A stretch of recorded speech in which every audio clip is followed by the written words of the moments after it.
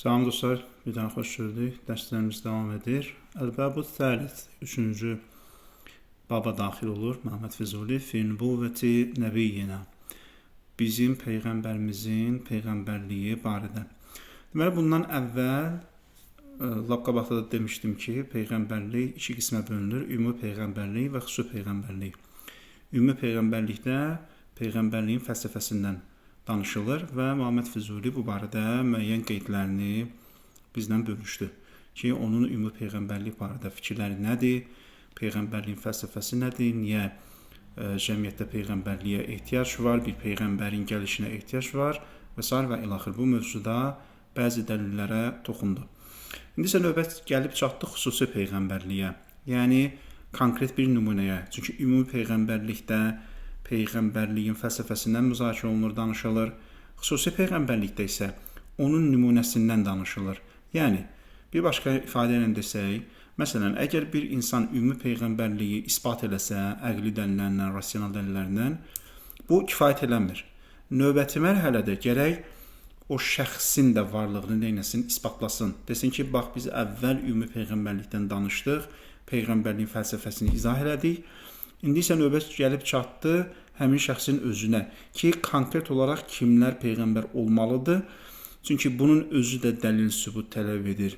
Necə ki, ümumi peyğəmbərliyə olan ehtiyac dəlil sübut tələb edir, xüsusi peyğəmbərlər barədə olan müzakirələr də dəlil sübut əsasında olmalıdır. Çünki istənilən bir şəxs, yəni çıxıb iddia elə bilər ki, mən peyğəmbərəm, Allah tərəfindən göndərilmişəm, mənə müəyyən vəzifələr verib də Allah öhdəliklər tapşırıb ki, onu sizlərə çatdırın və s. və ilaxir və dolayısıyla mənə tabe olun. Yəni, insanlar kimsə çıxıb belə iddia edə bilər. Necə ki, tarixdə bu cür iddia etmiş insanlar olub və onlar yalançı peyğəmbərlər adı ilə məşhurdurlar. Ona görə birinci mərhələ bitəndən sonra bütün kəlam kitablarında siz bu bəhsi görə bilərsiniz. Birinci mərhələ, yəni ümumi peyğəmbərlik mövzusu bitəndən sonra alimlər ikinci mərhələyə daxil olurlar, yəni xüsusi peyğəmbərlik mövzusuna. Məhəmməd Füzuli buyurur ki, Səbətə nübüvvətu nəbiyyinə fi zəməni zuhurihi və qeybətihi. Buyurur ki, peyğəmbərimizin peyğəmbərliyi həm öz zamanında, həm özündən sonraki dövrdə sabitdir. Yəni, nə demək istəyir? Demək istəyir ki, peyğəmbərdə bir bəşərdir, bir insandır, müəyyən bir ömür yaşayıb, 63 il ömür yaşayıb, peyğəmbəri görən insanlar var, həmin dövrdə yaşayan insanlar və peyğəmbəri görməyən insanlar var.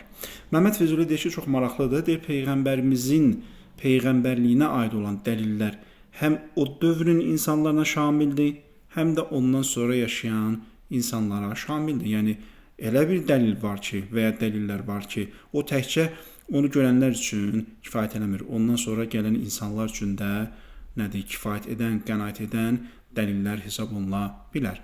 İndi, gəlin görə bu dəlillər nələrdir ki, o həm öz dövrünə şamildir, həm sonradan yaşayan insanların dövrünə. Buyur ki, fəəmmə fi zəməni zuhurihi bi əmreyni. Birinci dəlil hansı ki, peyğəmbərin öz dövrünə aiddir. Buyur ki, əl-əvvəl bil-mu'cizətil bəhirə vəl-kəramətil zahirə əlləti bələğət iləynə bit-təvatur. Füzuli iki dənə məsələ qeyd edir. Bir, möcüzələr, iki, kəramətlər, hansı ki, bizə təvatür yolu ilə gəlib çatıbdır. Təvatür nədir dostlar? Birinci təvatürə izah verim. Təvatür xəbərdir, xəbər. Amma bu xəbər o qədər yayğındır ki, yəni insan düşünə bilmir ki, bunu kimlərsə öz tərəfindən uydurub və ya öz aralarında razılaşıblar ki, gəlin belə bir xəbər uyduraq. Yəni, məsələn, əgər bir xəbəri 3-5 nəfər çatdırsa, sən ehtimal verərsən ki, bunu onlar razılaşıblar, öz aralarında sözləşiblər ki, gəl belə bir xəbər uyduraq. Amma bir də var ki, bu xəbəri o qədər fərqli yerlərdən, fərqli mənbələrdən, fərqli məkanlardan eşidirsən ki, artıq sən ehtimal belə vermirsən, yəni əqlən ehtimal belə vermirsən ki, belə bir xəbər uydurula bilər. Təvatür budur, say çoxluğudur və həmçinin fərqlilikdir. Bu fərqlilik bu nəticəyə gəlir ki, yəni bunu uydurmaq qeyri-mümkündür. Və həmçinin dostlar, təvatür məsələsində digər bir şərt budur ki, qeyd olunan məsələ, xəbər verilən məsələ, rasional, əqli bir məsələ olmamalıdır. Yəni, məsələn, tutalım, bir riyazi bir düsturdur, həndəsə bir məsələdir, fiziki bir məsələdir, istənilən elm sahəsinə aid olan bir məsələdir və insanlar bunun üzərində ittifaq ediblər ki, gəlin biz bu məsələdə bu rəydə birləşək, bu rəy ətrafında birləşək və bu barədə çoxlu xəbərlər yayılır. Baxın, bu çoxlu xəbərlərin yayılması həmin məsələnin düz olduğuna dəlalət eləmir. Niyə? Çünki ola bilər ki, o çoxluq həmin məsələdə yanılsın. Çünki məsələ əqli məsələdir. Ola bilsin çoxluq yanlış düşünüblər, yanlış fikirləşiblər, yanlış arqumentlərdən istifadə ediblər. Deməli, təvatürün predmeti nə olmalıdır? Hissi məsələ olmalıdır. Yəni, onlar hansısa bir hadisənin şahidi olurlar, görürlər, eşidirlər və onu xəbər verirlər. Deməli, dostlar, təvatürdə rasional əqli məsələlər keçərlidir. Təvatürdə ancaq hissi məsələlər olmalıdır, müşahidə olunmalıdır, eşidilməlidir və s. Sonra buyurur ki, Muhammed Füzuli, deməli, 2 dənə məsələ qeyd edir. 1 möcüzələr, 2 kəramətlər. Dostlar, möcüzə və kəramət mahiyyət etibarilə ikisi də qeyri-adi şeylərdir. Qeyri-adidən məqsəd nədir? Yəni, insanların adət etmədikləri, görməyə alışmadıqları şeylərdir. Və Quran-Kərimdə bunun çoxlu sayda nümunəsi var. Məsələn, dənizi yarır, Musa Peyğəmbər dənizi yarır. Bu, adi həyatımızda bizim görmədiyimiz, görməyə alışmadığımız şeylərdir. Buna deyirlər, məsələn, qeyri-adi işlər. Sadəcə olaraq, mahiyyət etibarilə bunlar eyni olsa da, yəni həm möcüzə, həm kəramət mahiyyət etibarilə eyni şeydir. Yəni, möcüzəni kəramətdən mahiyyət etibarilə ayıran yeganə fərq iddiadır. Aydındır? Möcüzədə peyğəmbərlik iddiası var. Yəni, bir insan gəlir, deyir, mən peyğəmbərəm və qeyri-adi bir iş göstərir. Bu möcüzədir. Amma kəramətdə elə bir iddia yoxdur ki, gəlsin desin ki, mən peyğəmbərəm və mənim təsdiqim də, peyğəmbərliyimin təsdiqi də sizə göstərdiyim bu qeyri-adi işdir. Aydındır? Möcüzə ilə kəramətin fərqi budur. Amma mahiyyətə gəldikdə, məzmuna gəldikdə, formaya gəldikdə ikisi də qeyri-adi bir işdir. Möcüzə də aciz sözündəndir. Yəni, insana aciz buraxan əmələ nə deyirlər? Möcüzə deyirlər. Muhammed Füzuli deyir ki, bizə gəlib çatan, təvatür həddində gəlib çatan möcüzələr və kəramətlər onun peyğəmbər olduğunu təsdiqləyir. Niyə? Çünki bir insan çıxır meydana və insanlara deyir ki, mən Allah tərəfindən göndərilmişəm. Təbii ki, insanların zehnində belə bir düşüncə var ki, əgər bu Allah tərəfindən göndərilibsə və Allah bunu dəstəkləyirsə, deməli, bunun görə biləcək qeyri-adi bir işlər olmalıdır. Çünki bunun axı köməkçisi Allahdır. Allahdırsa bunun köməkçisi, bu sıradan bir iş görməməlidir. Baxın, insanların tələb etdikləri ilk şey nədir? Qeyri-adi işlər. Və Quran-Kərimdə də bunun hekayələrini biz görürük. Ki, bir şəxs gəlib deyəndə ki, mən peyğəmbərəm, ona tez möcüzə göstərməsini tələb edirlər. Ondan möcüzə göstərməsini tələb edirlər. Deyirlər ki, bizə qeyri-adi bir iş gör və ya qeyri-adi bir iş göstər. Görək ki, həqiqətən sən Allah tərəfindən göndərilmişsən. Yəni, bu aradakı bağı isbatlamaq üçün gərək mütləq o qeyri-adi bir iş göstərsin. Çünki əks bir halda o aradakı bağı, yəni insanla Allah arasında olan o bağı, o rabitəni isbatlamaq qeyri-mümkündür. Aydındır? Hər kəs çıxıb deyə bilər ki, məsələn, mən Allah göndərib və maraqlı söhbətlər də edə bilər, maraqlı sözlər də danışa bilər. Amma bu o demək deyil ki, onunla Allah arasında bir əlaqə var. Çünki ola bilsin, insan qeyri-adi bir bacarığa sahibdir, qeyri-adi bir zehnə sahibdir, talantlı bir insandır. Ona görə maraqlı sözlər danışa bilər. Amma bu, onunla Allah arasında olan rabitənin varlığına dəlalət etmir. Ona görə insanların peyğəmbərlik iddiasına qarşı ilk reaksiyaları budur ki, bizə qeyri-adi bir şey göstər. Ona görə bizə təvatür yolu ilə gələn möcüzə və kəramətlər həmin şəxsin, iddiaçı şəxsin peyğəmbər olduğuna dəlalət edir. وَهِيَ أَظْهَرُ مِمَّا يُرْوَى وَأَكْثَرُ مِمَّا تُحْصَى.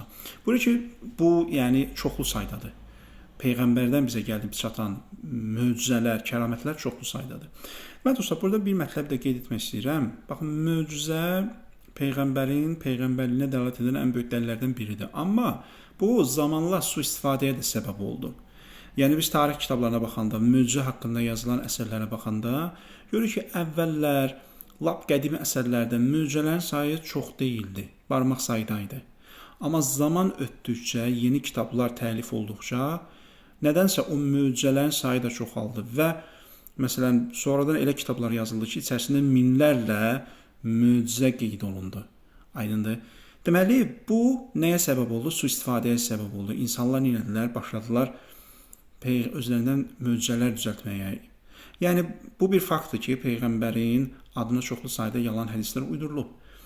Və bu faktı təsdiqləyən ən böyük dəlil də budur ki, peyğəmbərin dövründə bu işə başlanılmışdı. Yəni siz təsəvvür edin vəziyyət hansı həddə idi ki, peyğəmbər özü insanlara deyirdi ki, mənim adıma yalandan hədis uydurmayın.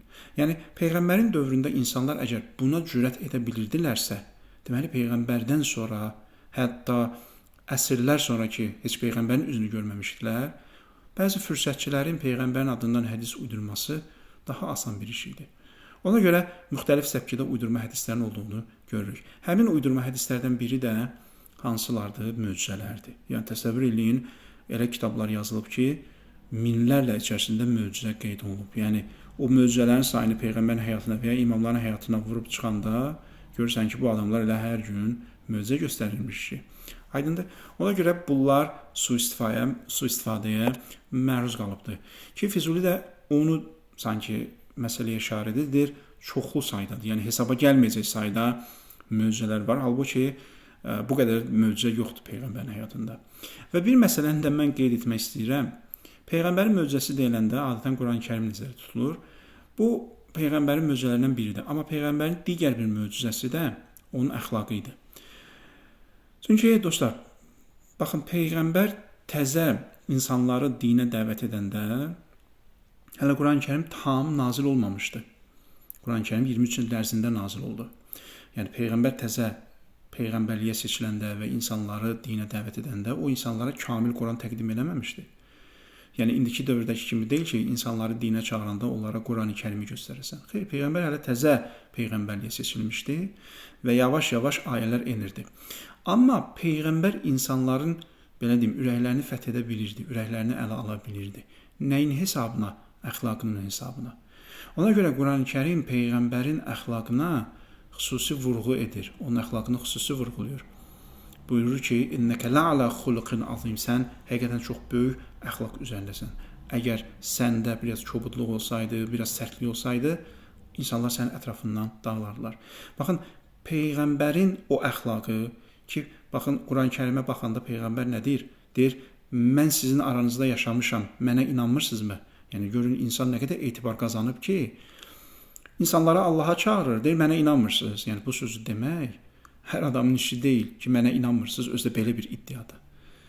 Belə bir iddianın qarşısında adam gəlib nə deyir? Deyir, "Mənə inanmırsınızmı?" Yəni nə qədər hörmət qazanıb ki, bu insan o cəmiyyətdə öz ədaləti ilə, öz təmizliyi ilə, öz paşlığı ilə ki, qayıdıb insanlara deyir ki, "Bu qədər sizin aranızda yaşamışam, mənə inanmırsınız." Aydındır. Bu nədir? Bu da bir möcüzədir, əxlaq möcüzəsidir. Ona görə təəssüflər olsun ki, məsələn, heç bir kitabda möcüzələr sıralananda, sadalananda peyğəmbərin əxlaqı möcüzə qismində qeyd olunmur. Halbuki mənim şəxsi qənaətim budur ki, peyğəmbərin də əxlaqı bir möcüzə idi və peyğəmbər insanları tək Quranla dəvət etmirdi. Baxın, peyğəmbər insanları tək Quranla dəvət etmirdi. Peyğəmbər insanları həm də əxlaqı ilə dəvət edirdi. Ona görə bu da bir möcüzədir. Bəli. Dediyim kimi bu möcüzələrin sayı çoxdur, Füzulidir, amma qeyd elədiyim kimi bu möcüzələrin sayı məsələsi mübahisəlidir. İkinci məsələ, dəlil. Əs-sani bi tasdiqil yahud və nasara ma'a adawatihim ala ma akhbarahu amma mada. Buyurur ki, ikinci dəlil ki, peyğəmbərin peyğəmbərliyini sübut edir möcüzələrdən sonra peyğəmbərin yəhudilər və xristianlar tərəfindən təsdiqlənməsidir. Ki, peyğəmbər keçmiş haqqında məlumat verirdi və onlar o məlumatların doğruluğunu təsdiq edirdilər və bu da nəyi göstərir? Onun peyğəmbər olduğunu göstərir. Çünki keçmiş haqqda o cür dəqiq məlumatlar vermək, o ancaq Allahdan gələn kömək sayəsində mümkündür. İnsanın xüsusilə o dövrdə, o şəraitdə keçmiş haqqında bu qədər dəqiq məlumat verməsi mümkün deyildir. فَأَقَلُّ أَقْوَالِ الْمُخَالِفَ فِي الْمُدَّعَى أَقْوَى الْإِسْتِنَادِ لِلْمُدَّعِي. Və çox maraqlı bir cümlədir bu. Füzuli deyir ki, müxalif olan şəxsin bir təsdiqləməsi iddiaçı üçün ən böyük dəlildir. Yəni siz bir nəfərlə müxalifsiz, o sizə qarşı əlindən gələn hər bir şey etməyə hazırdır ki, sizi sustursun, amma gəlir sizin bir sözünüzü təsdiqləyir. Bu ən böyük dəlildir. Çünki dost, tanış, yoldaş o sizə hər bir halda təsdiqləyir. Hətta yalan olsa belə, nə bilim, dəlillərinizdə, sübutlarınızda müəyyən problemlər olsa belə çalışır onu neynəsin, qapasın o problemlərin üstünü örtsün.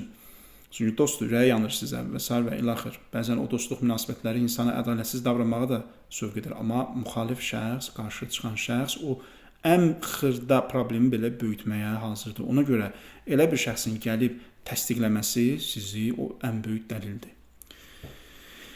Deməli, Peyğəmbərin öz dövründə Peyğəmbərliyini isbat edən iki dəlil bunlar idi. Möcüzələr və müxaliflərin təsdiqləməsi. Və əmmə fi zəməni qeybətihi bi əmreyni. Peyğəmbərin dünyasını dəyişəndən sonraki dövrlərdə onun peyğəmbərliyini sübut edən dəlillər nədir? Füzuli yenə 2 dənə dəlil qeyd edir. Əl-əvvəl nətaicu əmrihi və nəhyihi. Peyğəmbər insanlara müəyyən bir proqram təyin elədi və təqdim elədi. O proqramların içərisində müəyyən əməllər var idi. Yəni peyğəmbərin gətirdiyi dinin içərisində həm etiqad bölümü var, həm əməl bölümü var və o əməllər olan içərisində qadağalar var və əmrlər var. Füzuli deyir ki, peyğəmbərin bizlərə gətirdiyi o qadağalar və əmrlərin öz müsbət nəticələrini verməsi, bu da onun peyğəmbərliyini sübut edir. Yəni bizim əlimizdə bir kitab var və ya hədislər toplusu var ki, peyğəmbərin tərəfindən bizə gəlib çatıb. Onun içərisində əmrlər və qadağalar var. Biz o əmr və qadağalara baxanda görürük ki, bunların həyatımıza, insanlığımıza, bəşəriyyətə ümumiyyətlə müsbət nəticələri var. Yəni biz o qadağalara və əmrlərə riayət edəndə cəmiyyət inkişaf edir, insanlıq inkişaf edir, müsbət nəticələrini görür və s. Bunun özü nədir? Füzuli deyir ki, bunun özü də bir sübutdur. Çünki bir insanın gətirdiyi o əmrlər, o qadağalar, ümumiyyətlə o kitab, əgər onun içərisindəki hökmlər Allah tərəfindən olmasaydı, o mütləq zaman keçdikcə öz əhəmiyyətini itirəcəkdi. O zaman keçdikcə öz dəyərini itirəcəkdi. Amma o kitab hələ də aktualdırsa, oradakı əmrlər, qadağalar hələ də aktualdırsa, hələ də bəşəriyyətə fayda verirsə, bu nədir? Bu artıq onun Allah tərəfindən olduğunu göstərir. Füzuli belə iddia edir. Fəmə əmərana bihi və in xalifə təb'ana. Peyğəmbərin bizə əmr etdikləri, yəni əslində burada əmr edən Allahdır. Yəni peyğəmbərin gətirdikləri və içərisində əmr olunan şeylər baxmayaraq ki, o bizim təbiətimizə xilafdır. Əlbəttə təbiətimizə xilafdır deyəndə bu hamısı təbiətimizə xilaf deyil. Amma bəzi hökmlər var ki, təbiətimizə xilafdır nə mənada? İnsan yəni nəticə etibarilə, təbiəti etibarilə rahatlıq gəzən bir varlıqdır. O rahatlıq istəyir, amma bəzi əməllər bizdən məşəqqət tələb edir. Məsələn, həcc ziyarəti. Həcc ziyarəti məşəqqətli bir əməldir, rahat əməl deyil. Və ya oruç tutmaq məşəqqətli bir əməldir. Və ya sübh tezdən durub namaz qılmaq, bunlar məşəqqətli əməldir. Amma bunların nəyi var? Faydası var. Ləmmə zahara dəllə salahuhu alə sidqihi. Bu əməllərin faydası, faydalı olmağı Peyğəmbərin doğruluğuna dəlalət edir. Və mə nəhənə anhu və in şəqqə alə anfusina. Bəli, Peyğəmbərin bizə dediyi bəzi qadağalar, baxmayaraq ki, bunlar bizim üçün çətindir. Məsələn, oruç tutmaq qadağadır, düzdür, qadağalardan ibarətdir. Yemə, içmə, müəyyən işlərdən uzaq dur, gün boyu xüsusən yayı nəzər alanda çox çətindir bunu etmək. Və ya məsələn, naməhrəmlərlə o cür münasibət qur, hər şeyə bu cür diqqət elə, hər xırdalığa, hər detala fikir ver. Bunlar çətindir, insan nəticədə rahatlıq istəyir. İnsan bu qədər təfsilat istəmir, bu qədər diqqət istəmir, bu qədər xırdalığa getmək istəmir. Aydındır? Qazanc məsələsi də o cür. Hər manatına fikir verməlisən, halal olmalıdır. Bunlar çətindir insan üçün. Amma ləmmə zahara dəllə fəsaduhu alə sidqihi. İnsan onlara riayət etməyəndə, onları görəndə və baxanda ki, bunun fəsadı var, cəmiyyətə fəsadı var, insanın özünə fəsadı var, zərəri var. Bu da onun nəyinə dəlalət edir? Peyğəmbərin düzlüyünə dəlalət edir. Aydın dostlar, deməli, Peyğəmbərin gətirdiyi əmrlər və qadağalar, onların əmrlərdə olan faydası və qadağalarda olan zərəri Peyğəmbərin doğruluğuna dəlalət edir ki, məlum olur ki, bu insan bu sözləri, bu hökmləri özündən gətirməyibdir. Çünki özü o qədər əhatəli bir məlumata sahib ola bilməz. Özü ancaq öz dövrü üçün faydalı olan məlumatlara sahib ola bilər. O da uzun təcrübədən sonra. Amma bütün dövrlərə şamil olan ümbəşəri bir qaydalar toplusu gətirsin ki, bu hər zaman öz aktuallığını qorusun, bu həqiqətən çox çətin bir məsələdir. Digər bir dəlil ki, Peyğəmbərlik, yəni zamanından, Peyğəmbər yaşadığı dövrdən sonraya aiddir bu dəlil. Sıdquhu fi qavlihi la nabiyyə ba'di. Məndən sonra Peyğəmbər olmayacaq sözüdür. Bu necə dəlildir? لعدم ظهور من يدعي بالنبوة مع برهان المعجز إلى يومنا Həzə. Deməli, Peyğəmbər deyib ki, məndən sonra heç bir Peyğəmbər olmayacaq. Mən sonuncu Peyğəmbərəm. Bu özü də bir iddiadır axı. Çünki bu iddianı kim eləyə bilər dostlar? Əgər bir insan yalançıdırsa və yalandan Peyğəmbərlik iddiası edirsə, o heç vaxt belə iddia eləyə bilməz. Çünki yalançını ən gözəl kim tanıyır? Elə yalançının özü tanıyır. Necə ki, sən tutalım yalandan belə bir iddia eləmirsən, səndən sonra da eləyəcəklər. Amma sən çıxırsan meydana və qətiyyətlə deyirsən ki, məndən sonra heç bir Peyğəmbər olmayacaq. Bu ancaq doğru danışan şəxsin iddiası ola bilər. Yalançının iddiası ola bilməz. Bu insan o qədər əmindir ki, nəyə görə? Çünki mənbədən qidalanır. Bu mənbə ilə, əsas mənbə ilə əlaqəlidir. Və əsas mənbə olan Allah da ona deyir ki, sən sonuncusan, səndən sonra Peyğəmbər olmayacaq. Deməli, bu insan o qədər əmindir ki, qətiyyətlə deyir ki, məndən sonra heç bir Peyğəmbər olmayacaq. Bu da ancaq nə vaxt mümkündür bunu demək? Bunu demək o vaxt mümkündür ki, o Allahla rabitədə olsun. Əgər rabitədə olmasaydı, heç vaxt belə bir şey iddia eləməzdi. Və burada bir qeyd də var. Mə'a burhanil mu'ciz. Peyğəmbərin gətirdiyi möcüzə, bayaq dediyim kimi, möcüzə aciz qoyan deməkdir. Peyğəmbərin gətirdiyi möcüzə insanlara aciz qoymalıdır. Peyğəmbərdən sonra belə bir şeyə biz rast gəlmirik. Baxmayaq ki, bəziləri Peyğəmbərlik iddiası elədilər, amma onlar insanlara aciz qoyan heç bir dəlil gətirmədilər.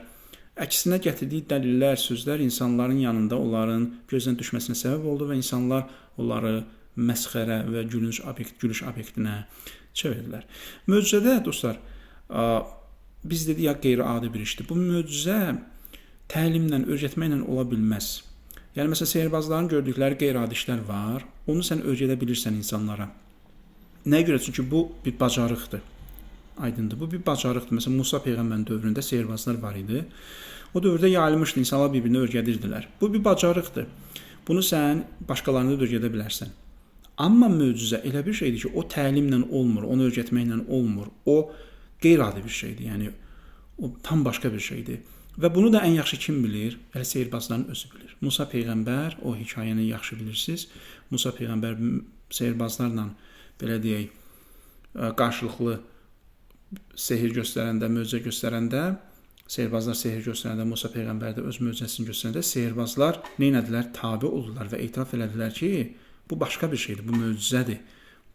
Bu şəxs Allahın elçisidir. Bu sehir deyil. Niyə? Çünki biz sehirbazıq və biz bilirik sehr nədir, nə deyildir. Ona görə möcüzə tamam fərqli bir cinsdən, kateqoriyadan bir şeydir ki, ola bilər bu işlə məşğul olmayanlar, sehirbazlıqla məşğul olmayanlar onu tam ayırt edə bilməsin. Çünki insanların gözündə ola bilsin ki, bəzi şeylər eyni görünsün. Amma sehirbazlar ki, bu işin peşəkarıdırlar, bu işi yaxşı bilirlər və bilirlər ki, bu işlər necə görülür. Onlar ayırt edirdilər ki, hansı iş sehirdir, hansı iş möcüzədir və sehir deyil. Ona görə Füzuli burada burhanul mu'ciz deyil. Yəni, bu aciz qoyan bir dəlil olmalıdır. İnsanlara aciz qoyan möhkəm bir dəlil olmalıdır. Yəni, insan elə hər şeyi dəlil qismində qeyd edə bilməz. Əks təqdirdə bəzi Peyğəmbərlik iddiası edən şəxslər kimi gülüş obyektinə çevrilə bilərlər və gülünc vəziyyətə düşə bilərlər. Ona görə bu qeyd çox önəmlidir. Xülasə, Məhəmməd Füzuli neynədi? Burada bizim Peyğəmbərini isbatlamaq üçün həm öz dövründə, həm öz dövründən sonra ümumilikdə 4 dənə arqument qeyd elədi. İkisi Peyğəmbərin öz dövrünə aiddir, ikisi də Peyğəmbərdən sonraki dövrə aiddir. Bu günü bu qədər, ümid edirəm aydın oldu. İnşallah növbəti dərsdə də görüşənədək. Hələlik.